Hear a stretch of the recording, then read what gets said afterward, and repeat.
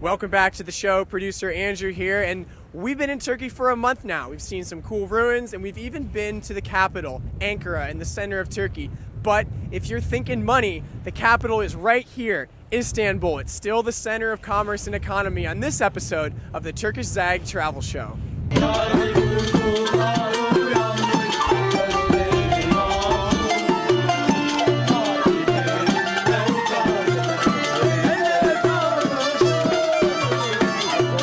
Dear friends, welcome back to Istanbul.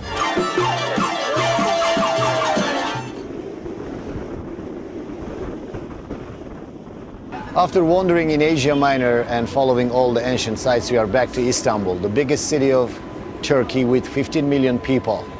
But this 15 million people, 1/5 of Turkish population, produces 40% of our GNP.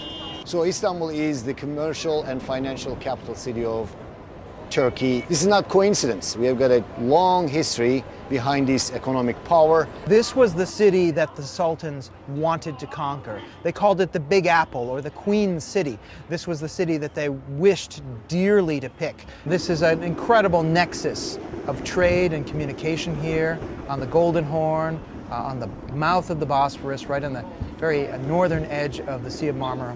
It's a rich location, and that goes all the way back to its early days of the founding of the Greek colony of Byzantium on this site.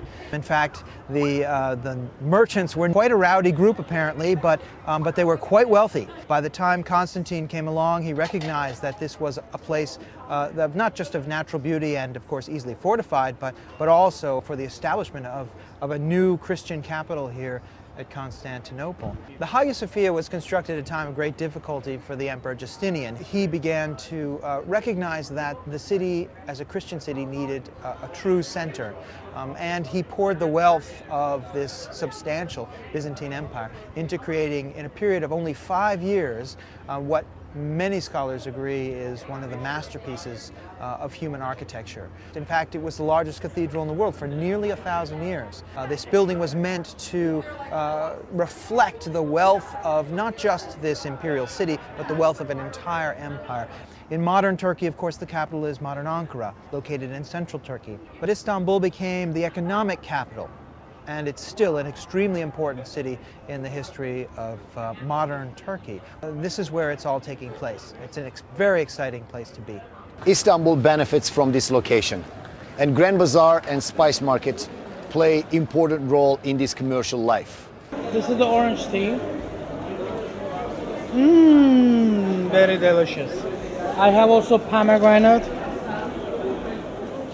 Good for the cholesterol for diabetics. This is saffron Iran. It's nice saffron. This is like Obama saffron. Yeah. The land between Golden Horn all the way to the top of the hill is occupied by the shops, business centers in the history of Istanbul. Even though the business centers are shifting from this location to the big plazas, big skyscrapers, this place is as active and as alive in the ancient time. In the original plan, Grand Bazaar was organized in guild systems. Even though in the free market this system changed, you can find everything in this bazaar. You name it, you got it. If they don't have, they will help you to find it, because they're cousins, they're neighbors, they're friends. So if you buy 2, I can do 20 for each. 20 for each? Okay. Still, the area between Grand Bazaar and the Spice Market is the most important center for the gold markets, money markets, currency markets. And you can see people on the phones shouting at each other and buying and selling currencies. This is the street market for the money exchange. And you can see we have got Istanbul stock market, but this is the street stock market for the currency. Bargaining is an expected form of the business in this bazaar. If you want to have a little bit bigger one, this one I have, I can give you this one for you. Best price, 50 Turkish money. When you walk through this gate, you won't be able to see any prices declared on the items. There are practical reasons for that, because all kind of people all around the world come to this Grand Bazaar and shop in their own currencies. The knowledge is your buying power, not your money.